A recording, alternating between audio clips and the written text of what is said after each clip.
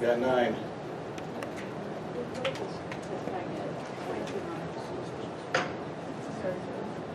How many people remember an oil spill? Any oil spill?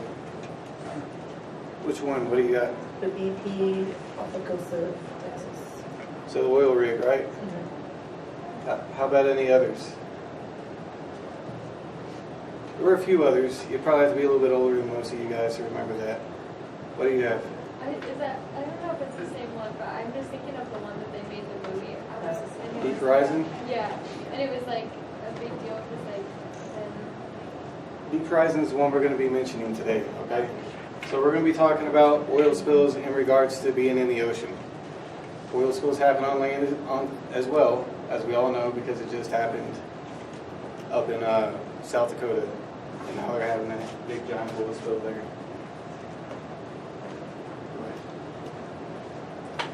All right, so in March 1989, 11 million gallons of crude oil spilled into the Gulf Coast.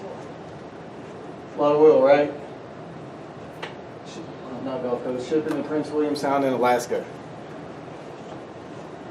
What are the possible effects of a massive oil spill like this? Go ahead and use Pear Deck. Go ahead and write them down. We'll see what we got.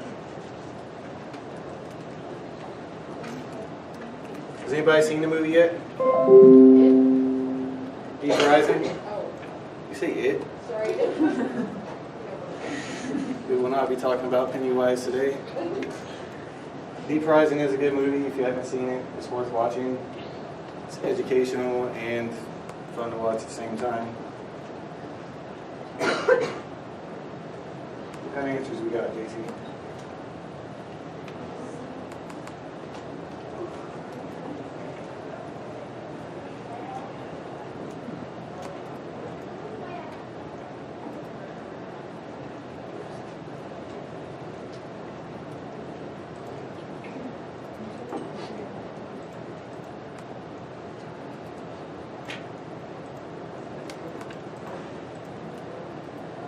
Sorry, guys.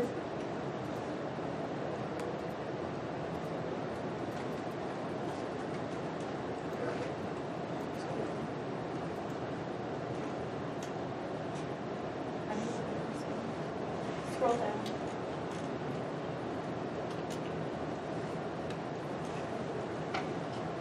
Killing animals obviously kills animals, right?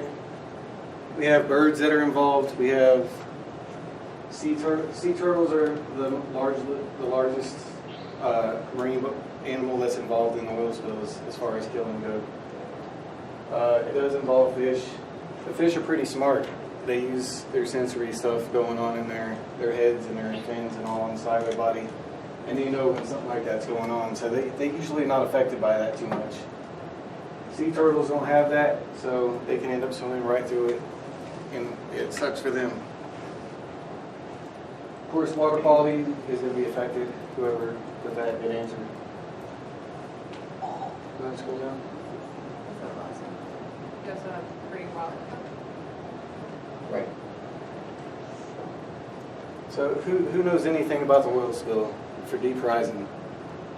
If you don't know what Deep Horizon is, it was an oil rig, crashed into the bottom of the ocean, started spilling out tons of oil into the ocean. Nobody had a quick fix to how to stop the oil from coming out of the ground, so it was just sitting there pouring out for 85 days before anybody could get it fixed. First thing they tried to do was put like a little device on it to control the flow. Didn't work. So then they put a dome over top of it. Huge 75-ton dome. If you don't know how much weight that is, it's a lot. So 75-ton dome over it. Didn't work either. Oil was still just pouring out of it. The pressure from underneath the ground was just too much for it to handle. So what they went to next is they stuck like a little straw down through the top of the dome that had like a little plunger on the top. So if you're an early childhood teacher, those little straws that keep the kids from spilling their stuff out everywhere. Kind of what they did. Put a little plunger on the top, and that little straw went all the way up to the top of the ocean. Ships could go by, hook up to it, suck out all the oil, keep on going through. That only captured about 50%. So what we had to do was clean it up after that. And that's what we're gonna lead into here. JC's gonna talk about how to handle the perimeter, determine the area of your oil spill, how to possibly set up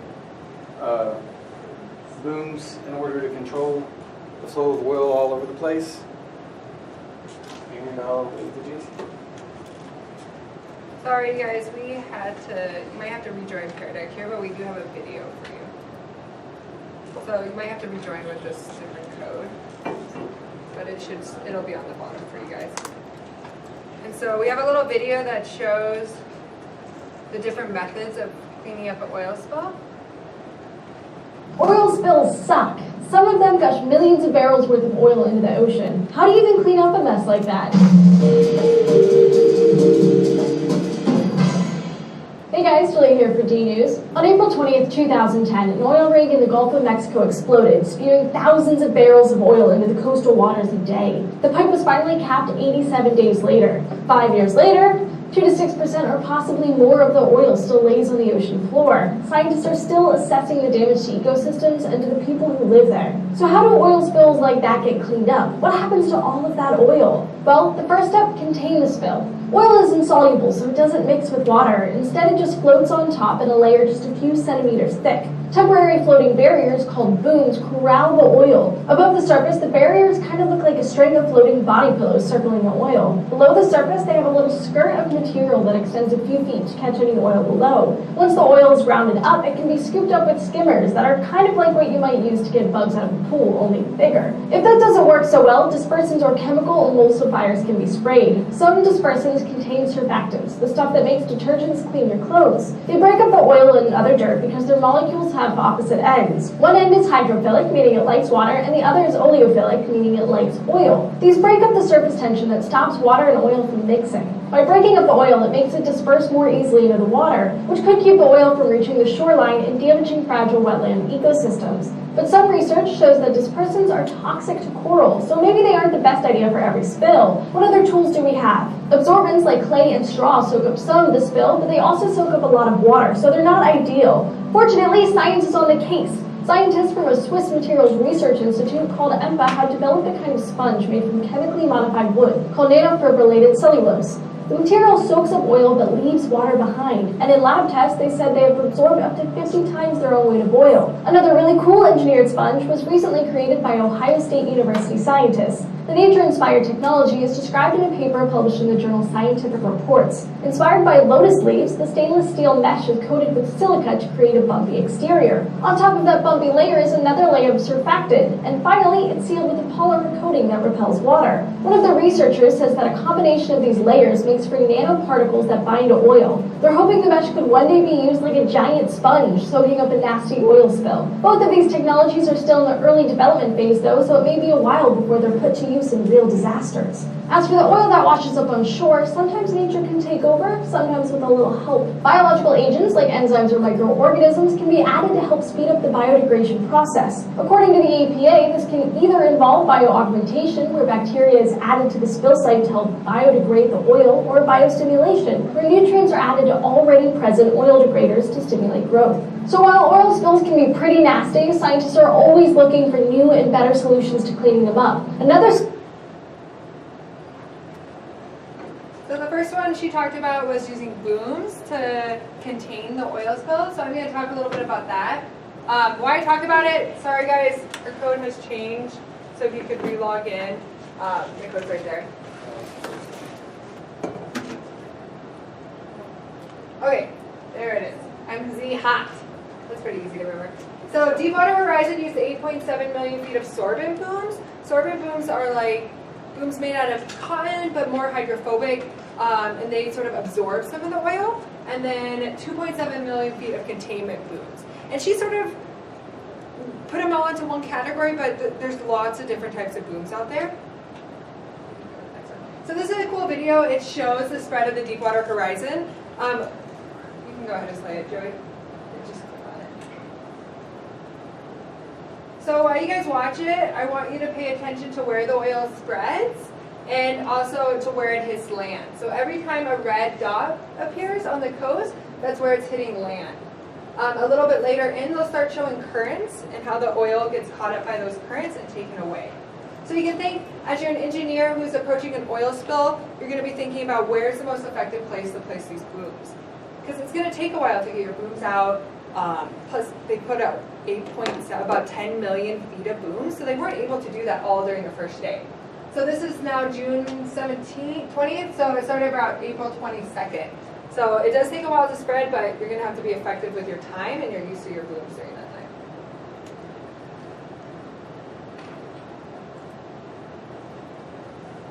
And then it starts going back down. They start capping it off at pretty soon here.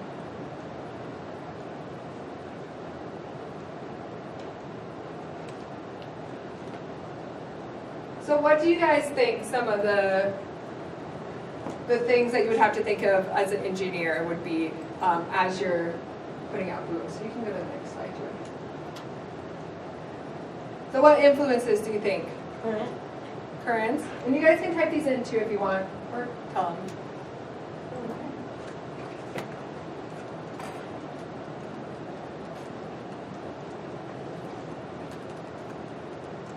Nearby land masses. Right, you want to keep the oil from reaching the land. You can scroll down to the responses.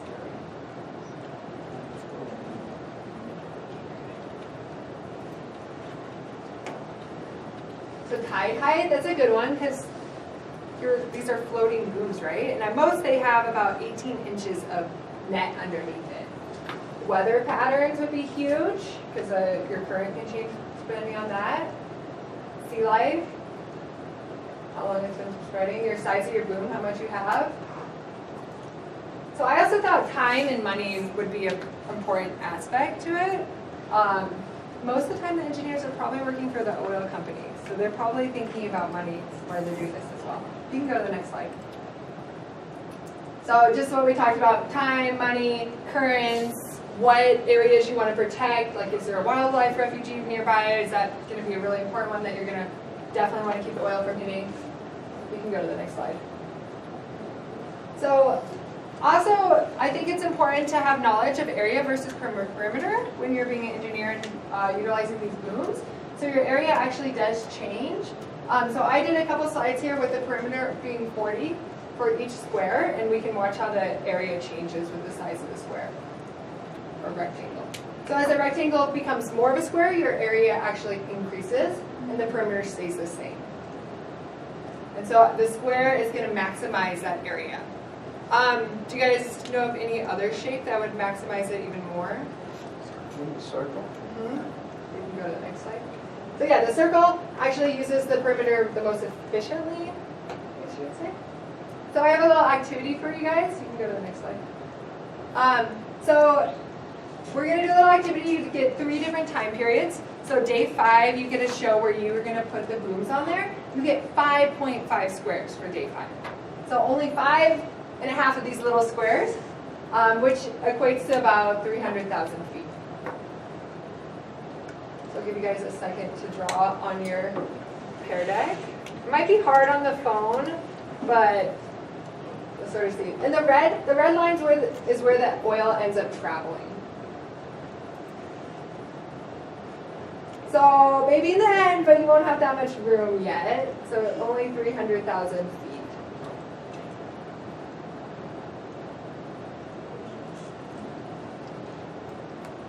Let me keep scrolling down. Is it sort of hard to use the pear deck for this? Students? No, it's not terrible. You know? The squares were a little bigger. Yeah, So, like, yeah. It's a little hard. That's why I was saying the computer might be better. That's a good response.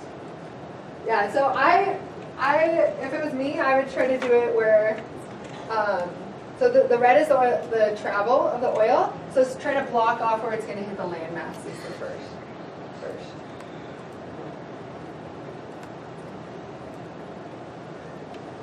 And so then we have another one that we can draw on. If you go to the next slide. So on day 15, you have 11 million feet of booms, so this time you get to use 19 squares. And again, the red is where the oil is going to travel.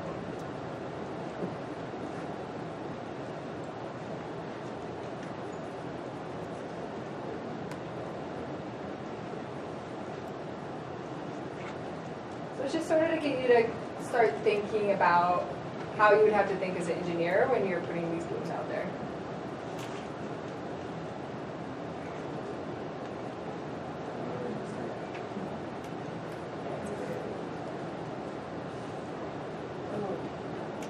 I think it's hard on phones. Yeah, I think it's hard on the phone.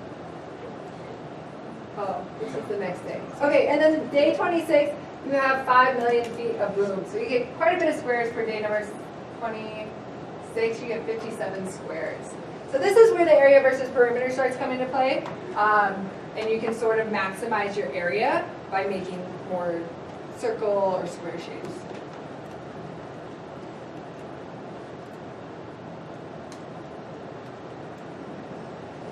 So did you guys think it was useful to know how to optimize area when you were thinking about where you would put your booms? Absolutely. Yeah. A little bit. Okay, and then Kayla's gonna go over some of the ways that we can clean up oil spills before Ryan jumps into our experiment. Okay, so from that video, did you guys remember any of the methods that they used specifically? Did it? Should they use the booms? Yeah, that's one. Dispersing. Yeah, dispersants is one. Okay. Well, one way. So one way is skimming, and so in these pictures, that's one type of boom. So you see how they said it looks kind of like pillows, kind of together, and so it's. They have oil absorbent ropes underneath them and sometimes a weighted chain, just so like at the bottom, if you think of a big net going and pulling the oil together, you don't want to pick up the most you can. And so some of these actually cost about $4 to $10 a foot, which if you think about that, that's getting pretty expensive. So that's one method.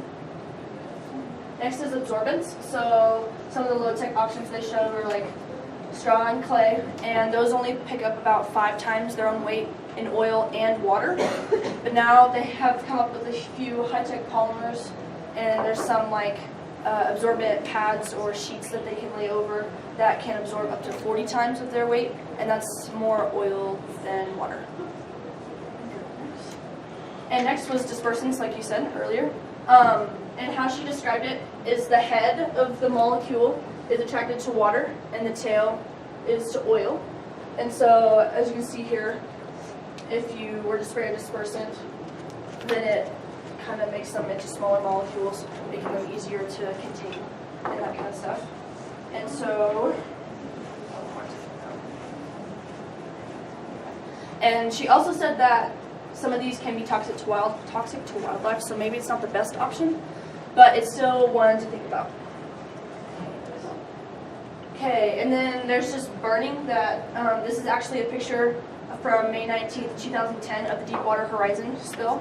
And it's just, some of the oil stays at the top, so you'd think, oh, how can you burn oil from, and that's in water, but it is still flammable, obviously, because oil is. And it just sits closer to the top, and so they're able to burn some of it away. And then bioremediation,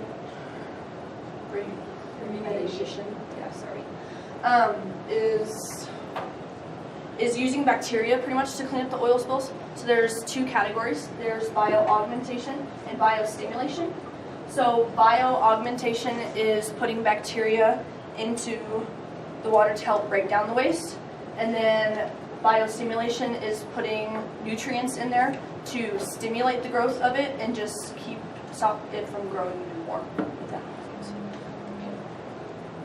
And then there's also alternatives. One is natural recovery, so pretty much just leaving it there. And then there's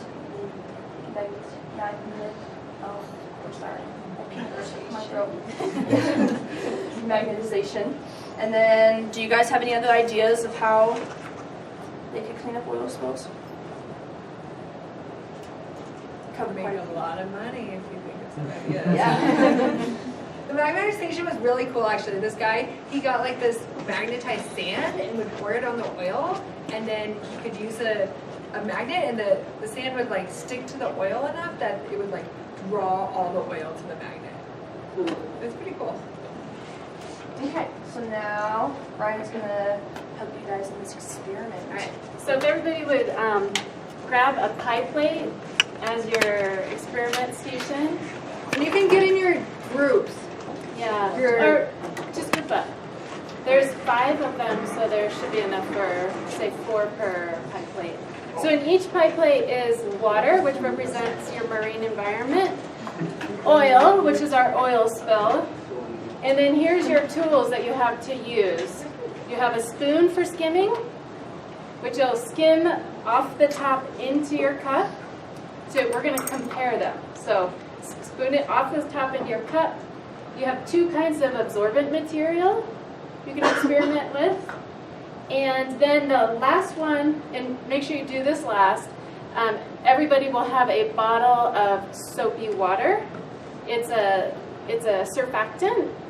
And so this will show you how the oil breaks up into tinier droplets.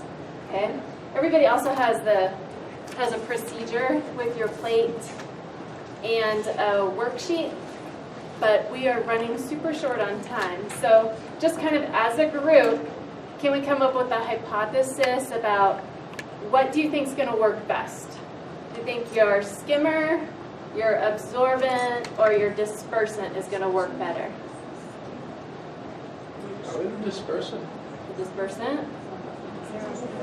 Depends on how much dispersant you have. I've seen the commercials with that dog that comes right off the duck. So the dispersant breaks it up, but it can also be really toxic. Right. That's sort of the downfall. As you're skimming, you want to try to be careful not to get too much water, because as you collect your water, that costs you money.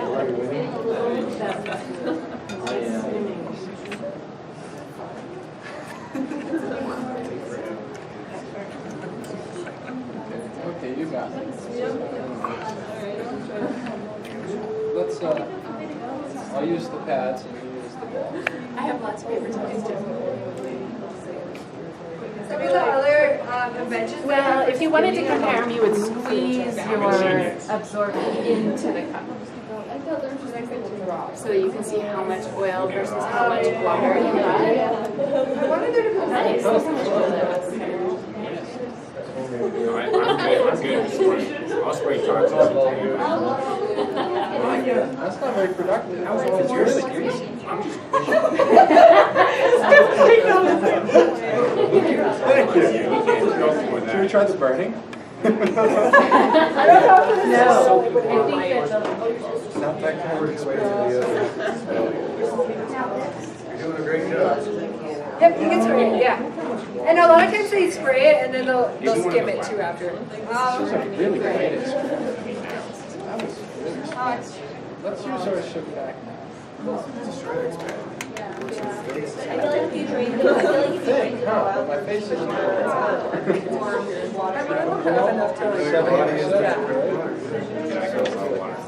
Why can't we just take water?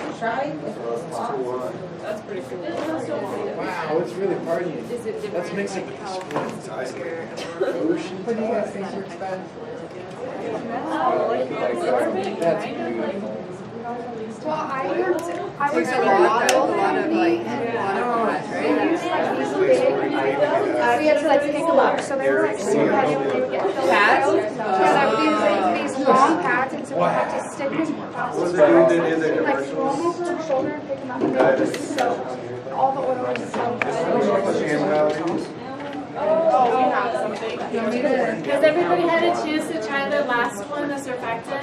Yeah. Why don't you guys do that now? That's a fact, next class. The surfactant?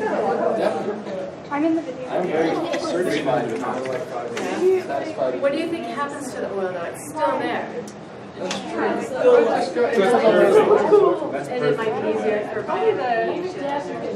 Right, the natural recovery. Yeah, it says One of these two, I think this is like keeping it from. So if you guys are done, I miss high school. So we have another paired series of questions to wrap it up. How many of you think that skimming was highly effective? Did you have good results getting more oil than water? It's effective, but Put it it's. on your phones. You can do it, and you can go What's paired? on, like, very effective, less effective, and somewhere in between. You put a thumbs up, thumbs down, or in the middle if you don't know, or if you're. What do you do? Alright, nice.